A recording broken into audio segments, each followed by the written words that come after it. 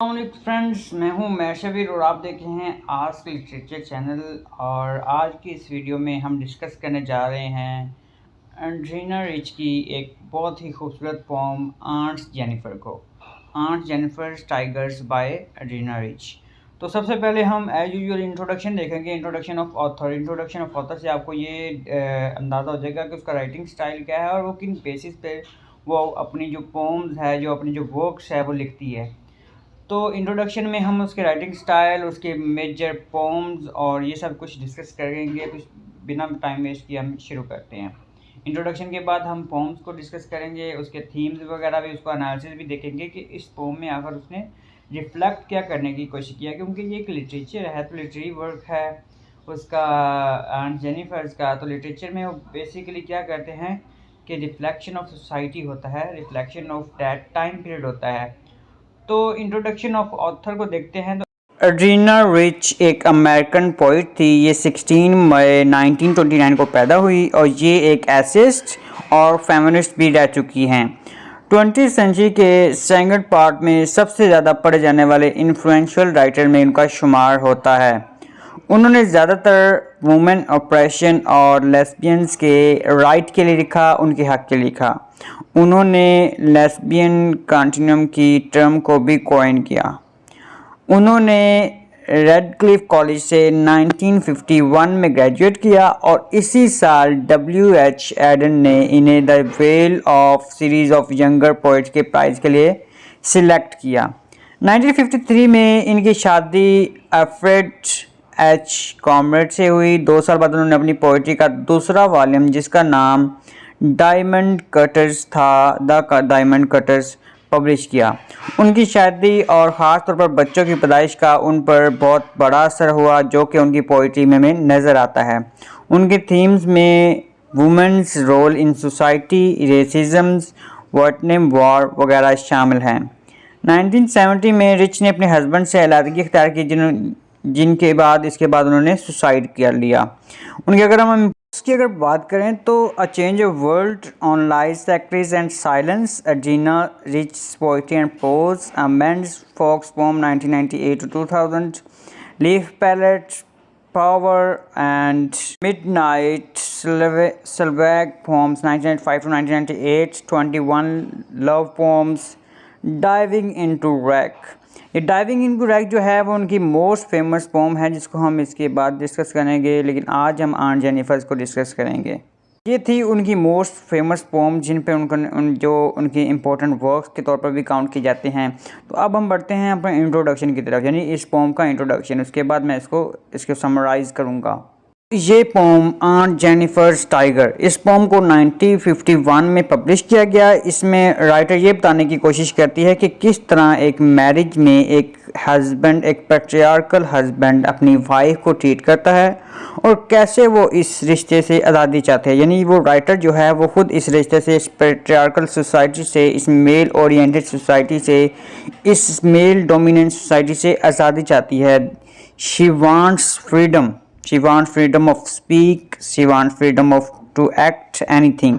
हालांकि इस नज़म में मेन कैरेक्टर जो कि एक ऑप्रेस्ड वुमेन है, वो एम्ब्रॉयडरी कर रही है, लेकिन उसकी एम्ब्रॉयडरी डिज़ाइन उसके जो है वो माइंड का एक रिफ्लेक्शन है। वो एक एम्ब्रॉयडरी के थ्रू अपने माइंड के जो रिप्रेजेंटेटिव थॉट्स हैं, जो अपने माइंड के जो ऑप्रेस्ड थॉट हैं, उनको जो है वो सबके सामने लाने की ट्राई करती है। बेसिकली वो एक आर्ट को पेश कर रहे होते हैं, लेकिन वो उस आर्ट के अंदर एक हिडन मीनिंग को रिफ्लेक्ट करने की कोशिश करती है। ये रिच की एक फॉर्मल ड्राइमिंग पोम है, जो कि 3 स्टैंजा पर मुश्तमिल है, जो कि शायद इस बात का इजहार है कि रिच को अपनी लाइफ में बहुत ही स्ट्रगल करना पड़ी। वो टाइगर्स जो वो डिज़ाइन करती है वो सिंबल है इंडिपेंडेंस का और फ्रीडम का। टीचर, पोइट, क्रिटिक और पॉलिटिकल एक्टिविस्ट और वुमेन के हकूक़ के लिए लड़ने वाली रिच, जो कि 2012 में वफ़ात पा गई, उन्होंने एक दफ़ा कहा कि poems are like dreams, in them you put what you don't know what you know. वो कहती हैं कि क्या ऐसा हो सकता है कि आंट के टाइगर्स जो है वो आंट के जो टाइगर्स है जिसके अंदर वो सब कुछ अपने जो है वो ख्यालात को पुट करती हैं, वो उसके ड्रीम्स का एलिमेंट हो सकता है कि आंट उसके हस्बैंड के एक एनिमल की तरह सलूक करता हो, जो आंट का हस्बैंड था वो उनसे साथ, और वो एक टाइगर की तरह आज़ाद और बेखौफ रहना चाहती हों, क्योंकि राइटर ने इस नज़म में सिंबल्स का इस्तेमाल किया है और टाइगर्स को करेज, हॉनर और ब्रेवरी और कॉन्फिडेंस के सिंबल के तौर पर इस्तेमाल किया है। इस तरह वो टाइगर्स के साथ खुद को रिजेंबल भी करती है, वो कहती है कि काश मैं वैसी हो जाऊं, लेकिन वो होती भी नहीं है। तो ये दो डिफरेंट जो हैं वो सिचुएशन को इस पोम में उसने डिस्कस किया है। तो हम अब अपने पोम की तरफ बढ़ते हैं, हम अपनी समरी की तरफ बढ़ते हैं। इस नज़म में 3 स्टांजा हैं और हर स्टांजा में 4 लाइन हैं। जैसा कि टाइटल से ज़ाहिर है कि ये नज़म एक ओल्ड मैरिड लेडी के मुतालिक है जो कि अपनी शादी से नाखुश है।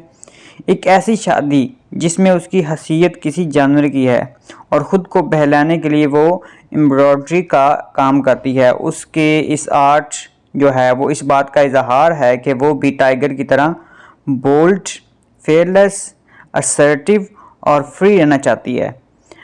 और वो स्टांजा में पहले स्टांजा में पोम के मेन कैरेक्टर यानी कि ओल्ड मैरिड लेडी मसरूफ़ है एम्ब्रॉयडरी में। वो टाइगर को इस तरीके से डिज़ाइन करती है कि वो खुशी से उछल कूद कर रहे हैं। इस स्टांजा में स्क्रीन से मुराद कपड़ा है। राइटर ने टाइगर को जो है वो टोपॉज से कंपेयर किया है। टोपॉज एक किस्म का कीमती और चमकदार पत्थर है। टाइगर्स की स्किन का कलर भी टोपॉज जैसा है। टाइगर्स को जंगल का नेटिव कहा गया है। अब जो है वो जैसे ये तीसरी लाइन में राइटर कहती है कि टाइगर्स को दरख्तों के पीछे छुपे हुए आदमियों से खौफ नहीं है।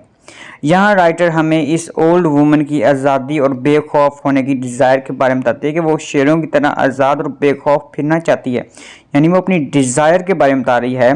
अपनी आप को वो उस टाइगर के साथ कंपेयर कर रही है। इस सोसाइटी और पैट्रियार्कल के मर्दों से वो आज़ाद फिरना चाहती है, उसे खौफ नहीं है। फिर टाइगर्स के चलने के अंदाज़ को बयान किया गया है कि जब वो चलते हैं तो बहुत ही कॉन्फिडेंस से और बहुत ही ब्रेवरी के साथ और बहुत ही जो है वो कॉन्फिडेंट के साथ वो चलते हैं। उसके बाद स्टांजा 2, इस स्टांजा में राइटर इस पोम के आर्टिस्ट के बारे में बताती है और ये बताती है कि उनकी जो उनकी कंडीशन है, उनकी कंडीशन को टाइगर से बिल्कुल मुतज़ाद दिखाया गया है। राइटर के अकॉर्डिंग जब आर्टिस्ट डिज़ाइन बनाती है तो उनकी उंगलियां कांपती हैं। उनकी इस सिचुएशन को दिखाने के लिए राइटर ने फ्लटर का लफ्ज़ इस्तेमाल किया है, जिसका लघवी मानी है परिंदों का अपने परों को तेज़ी से फड़फड़ाना। लेकिन इसको आर्टिस्ट के कंडीशन को बयान करने के लिए इस्तेमाल किया गया है।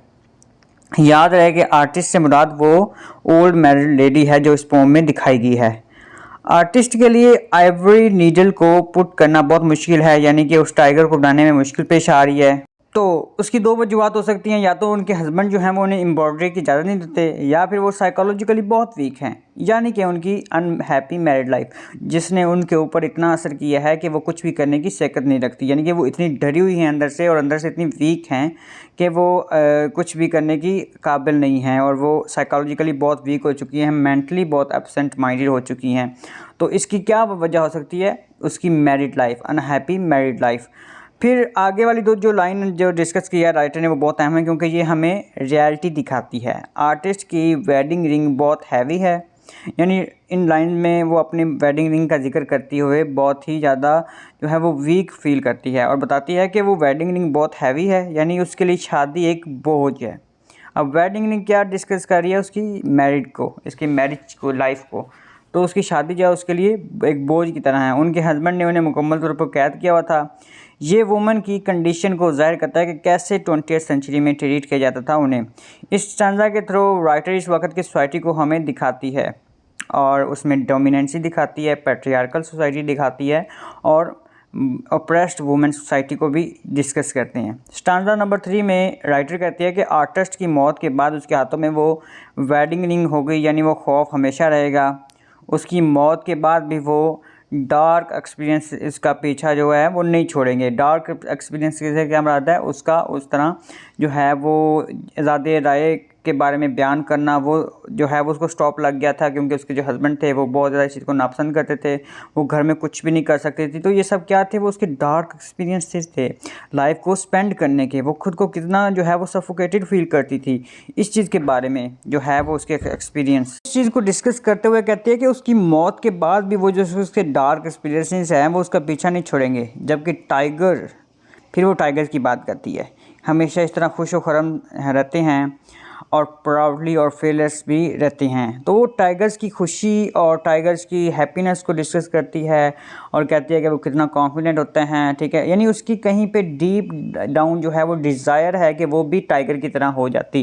लेकिन फिर वो अपने एक्सपीरियंस का जिक्र करती है कि जो उसके डॉग एक्सपीरियंस हैं, फिर उसके अनहैप्पी मैरिड लाइफ का जिक्र करती है। तो इन दोनों चीज़ों को वो साथ साथ लेके चल रही है। इस स्टांजा के थ्रू इस नज़म के ऑथर हमें एक बहुत ही अहम मैसेज कन्वे करती है कि आर्ट इज़ इमॉर्टल, यानी जो आर्ट है वो हमेशा ज़िंदा रहता है, लेकिन जो लोग हैं वो ख़त्म हो जाते हैं। अब ये थी इस पोम की समरी, जिसके 3 स्टांजा के थ्रू राइटर ने हमें सोसाइटी को, 20वीं सेंचुरी की सोसाइटी को रिफ़्लेक्ट किया है कि किस तरह मेल ओरिएंटेड सोसाइटी जो है वुमेंस राइट के ख़िलाफ़ है या उन्हें वुमेंस को प्रॉपर्ली ट्रीट नहीं किया था। उसके बाद हम बढ़ते हैं इस एनालिसिस की तरफ, इस पोम के एनालिसिस की तरफ। कि इस पोम का नाम है ऑन्ट जेनिफर्स टाइगर। तो शायद इसका मतलब ये है कि इस पोम में आर्टिस्ट जो है वो राइटर की आंट है और वो एक कनवास पर टाइगर को बना रही है। और मे बी इसका मतलब ये भी हो सकता है कि वो एक मैरिड लाइफ औरत है और वो मैरिड है और वो एज हो चुकी है उसकी, तो वो खुद को भी एक एंट की तरह जो है वो डिस्कस कर रही है। और जो उसका अंकल है वो, यानी कि वो उसका पैट्रियार्कल सोसाइटी का जो उसका हस्बैंड है वो है। जो आर्टिस्ट है वो एक कनवास पर टाइगर्स को बना रही है, लेकिन उन टाइगर्स को मोशन में दिखाया गया है। ऐसा लग रहा है जैसे वो बहुत खुश है और उछल कूद कर रहे हैं। एक फॉरेस्ट में वो बिल्कुल ब्राइट येलो लग रहा है और उन टाइगर्स को एक कीमती पत्थर टोपाज से कंपेयर किया गया है, जो कि ये जाहिर करता है कि ये आर्टिस्ट भी एक हैप्पियर लाइफ की ख्वाहिशमंद है। इसका उन्होंने अपनी पोम में बरहा बहुत जिक्र किया है कि वो भी खुद को रिजेंबल करती है टाइगर्स के साथ। दरख्तों के पीछे आदमी, अगर इन्हें शिकारी कहा जाए तो ज़्यादा मुनासिब होगा, लेकिन टाइगर्स इन शिकारियों से कोई खौफ नहीं है। वो अपनी मस्ती में मस्त है और उसे बिल्कुल भी उन शिकारियों को जो है वो इग्नोर कर रहा है। यहाँ पे ये डिस्कस करती है, यानी जो राइटर है वो यहाँ पे ये डिस्कस करती है कि जो आर्टिस्ट है उसको एम्ब्रॉयडरी करने में बहुत ज़्यादा मुश्किल पेश आ रही है।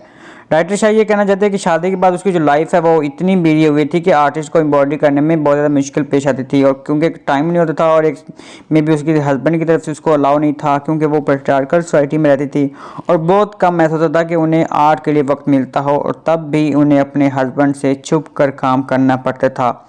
इसलिए उनके जो हाथ हैं वो काँप रहे थे। उसके लिए राइटर ने कौन सा लफ्ज़ यूज़ किया था, फ्लटर का, कि कहीं उनका जो शौहर है वो ना देख ले। She is completely dominated by her husband। उनकी मौत भी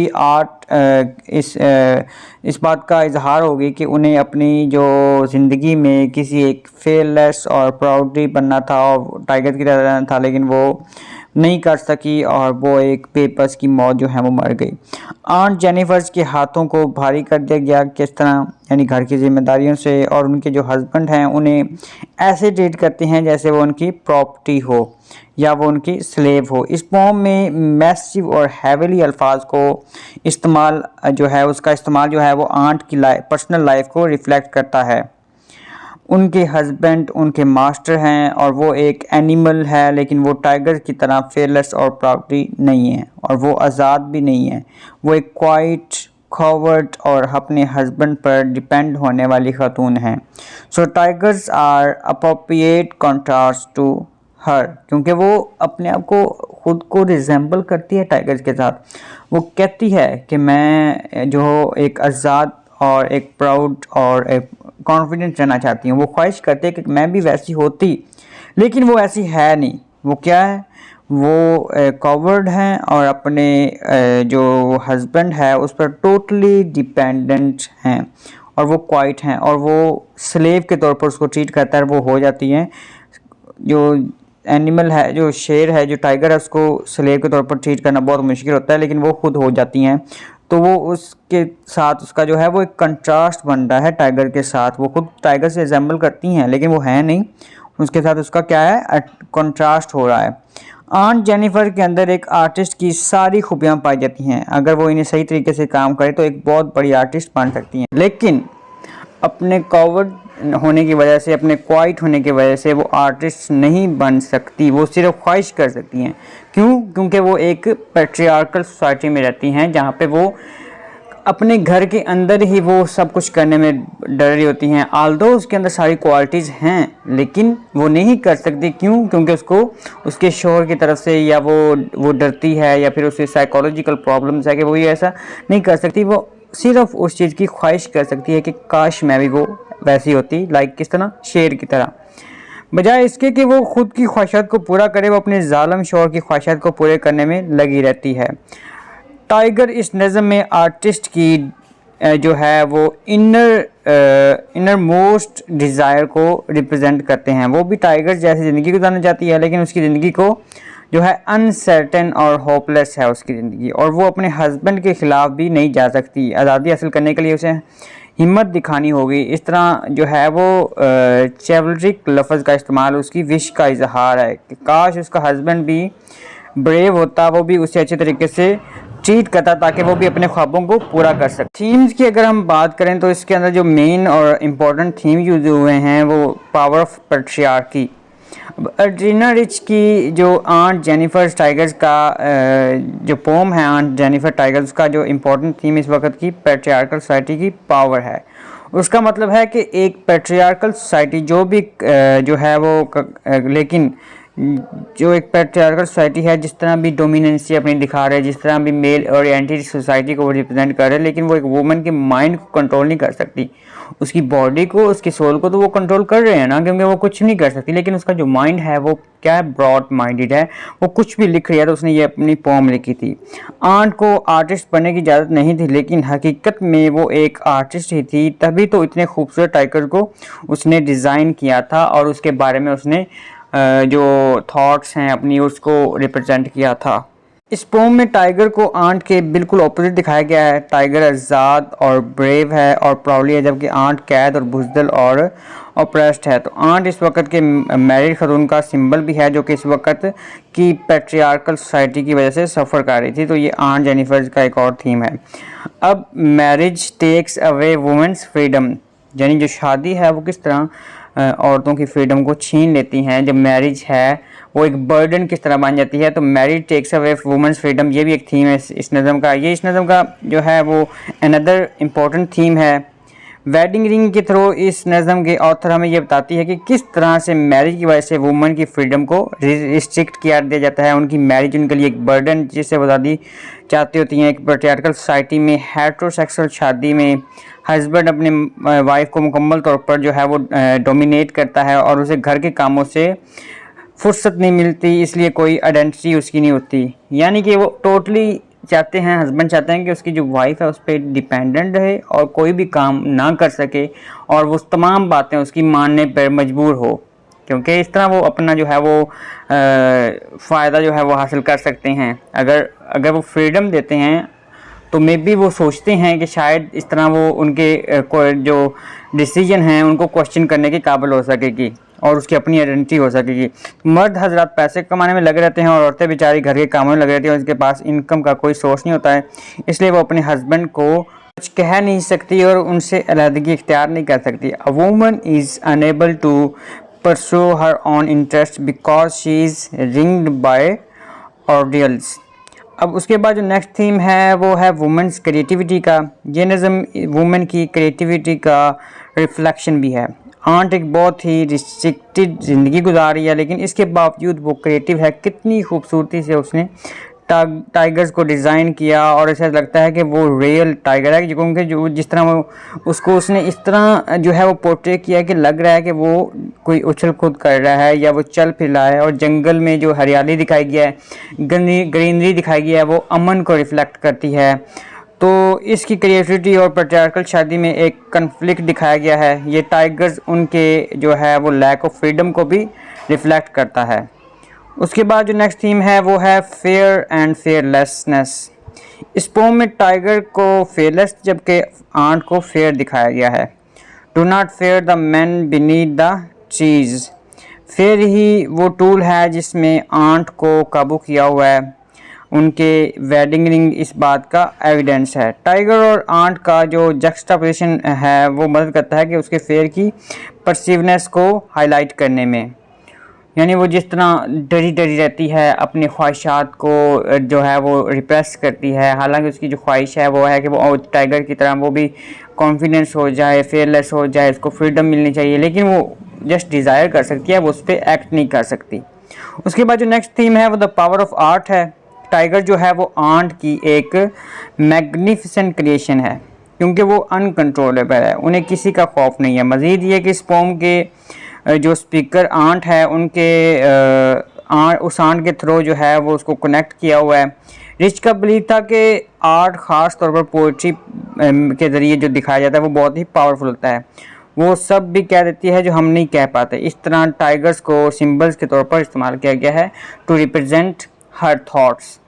उसके बाद ये सारे जो थीम मुझे लगे इस पोम के अंदर मुझे मिले। इसके बाद अगर हम सिंबल्स की बात करें, क्योंकि ये एक बहुत ही सिंबॉलिक पोम है जिसके ज़रिए डिफरेंट सिंबल्स के ज़रिए जो राइटर है उसने अपनी थॉट्स को और हिडन मीनिंग्स को रिप्रेजेंट करने की कोशिश किया इन दैट पैट्रियार्कल सोसाइटी।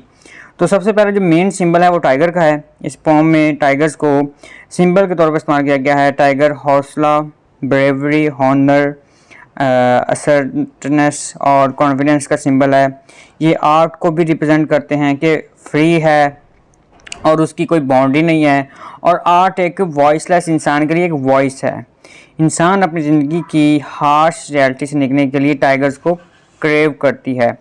अब जो है वो आर्ट जो है वो उसके ज़रिए हम वो भी रिप्रेजेंट कर सकते हैं जो हम बोल नहीं सकते। तो आर्ट एक क्रिएशन के अलावा एक उसके लिए टूल्स है टू रिप्रेजेंट हर थॉट्स। तो यहाँ पे वो आर्ट्स में टाइगर को ब्रेव और जो है वो ऑनरेबल पर्सनैलिटी, क्योंकि जो टाइगर होता है वो ओवरऑल तमाम बाकी जानवरों पर डोमिनेंट होता है, तो ये एक डोमिनेंसी को भी शो करवाता है। उसके बाद उसके जो है वो वेडिंग रिंग है, वेडिंग बॉन्ड है, अंकल्स वेडिंग बॉन्ड। तो ये क्या सिंबल है? वेडिंग बॉन्ड इस बात का सिंबल है कि किस तरह आंट के लिए वो शादी एक बर्डन है, एक ऐसी शादी जिसमें हर तरह से रिस्ट्रिक्ट कर दिया गया है कि उनके हस्बैंड को उसका मुकम्मल कंट्रोल होगा, उसका हस्बैंड उस पर मुकम्मल डोमिनेंट होगा। अब वेडिंग जो है वो इस तरह उसको एक बाउंड कर दिया गया कि वो उसको हर हाल में उसके हस्बैंड का वो साथ निभाना होगा या उसकी बातें माननी होगी। तो वेडिंग रिंग को वो एक बर्डन की तरह समझती है कि वो फ्री नहीं है कुछ भी करने के लिए। उसके बाद जो नेक्स्ट सिंबल है वो terrified hands will lie still ringed with ordeals. ये वुमन को सिंबलाइज्ड करता है कि किस तरह को ऑप्रेस किया जाता है, उनके ऑपरेशन, वुमेन ऑपरेशन को सिंबलाइज करता है। आंट की वफ़ात के बाद भी वो रिंग उनके हाथों में रहेगी, यानी कि वो इस ऑपरेशन से वफ़ात के बाद भी सफ़र करेगी, वो फ्री नहीं हो सकेगी। वो एक फ्री वुमन की तरह उसकी डेथ नहीं उसको कंसिडर किया जाएगा, बल्कि वो स्टिल उसकी मनकूहा यानी उसकी मैरिड वाइफ के तौर पर उसको जो है वो दफनाया जाएगा। तो वो ये कहना चाह रही है कि वो मरने के बाद भी वो जो है उस रिंग के बर्डन के साथ वो मर जाएगी। उसके बाद ग्रीन कलर जो है वो उस आर्ट के अंदर दिखाया जाता है। ग्रीन कलर को भी सिंबल के तौर पर इस्तेमाल किया गया है। ये सिंबल है पॉजिटिविटी का और सेफ्टी का। आर्ट ज़्यादातर ग्रीन कलर का इस्तेमाल करते हैं दिखाने के लिए कि टाइगर खुश है और सेफ है। अब इन शॉर्ट इस नज़म को हम एक एलिगरी कह सकते हैं, जो कि इस वक्त की सोसाइटी में वुमेन पोजीशन को जो है वो हाईलाइट करती है। वुमेन पोजीशन को पैट्रियार्कल सोसाइटी के अंदर वुमेन्स पोजीशंस को, उनके राइट्स को, उनके हकूक़ को हाईलाइट करती है कि किस तरह वुमेन्स को डील किया जाता था in that society. Speaker and narrative point of view की बात करें तो इस पोम को जो है वो थर्ड पर्सन ऑब्जेक्टिव के पर्सपेक्टिव के तौर पर बताया गया है। तो हम कह सकते हैं कि स्पीकर जो है वो जेनिफर की नीस है। अब लिटरेरी डिवाइसेस जो इस पोम के अंदर यूज़ किए गए हैं, तो सबसे पहले जो लिटरेरी डिवाइस है वो पर्सोनिफिकेशन है।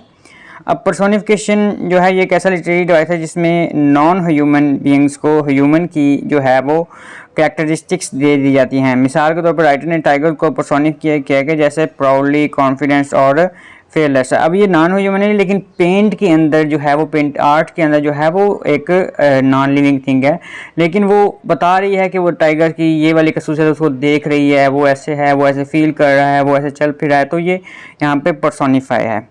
उसके बाद मेटाफर किस तरह है कि इसमें मेटाफर की एक लिटरेरी डिवाइस हमें मिलती है। इस पोम में मेटाफर का इस्तेमाल किया गया है। मिसाल के तौर पर टाइगर इस नज़म में आर्टिस्ट यानी ऑन्ट को भी रिप्रेजेंट कर सकते हैं, क्योंकि वो चाहती है कि खुद को भी रिलेट कर रही है कि मेरे अंदर भी ऐसा होना चाहिए, ये खूबसूरत होनी चाहिए, कॉन्फिडेंस होना चाहिए, ब्रेव होना चाहिए, जो है वो असर्टिव होना चाहिए। तो इस तरह आंट को भी रिप्रेजेंट कर रहा है इस वक्त की हर ऑप्रेस्ड वुमेन को भी, और टाइगर्स आंट की डिज़ायर को भी सिंबलाइज करता है कैसे वो इन तरह फेयरलेस बनना चाहती है। उसके बाद हाइपरबोल की जो लिटरेरी डिवाइस में मिलती है कि जिसकी रिवाइडिंग रिंग होती है वो हाइपरबोल है, क्योंकि रिंग का इतना वेट नहीं होता। ये हाइपरबोल आर्टिस्ट की कंडीशन को रिफ्लेक्ट करता है।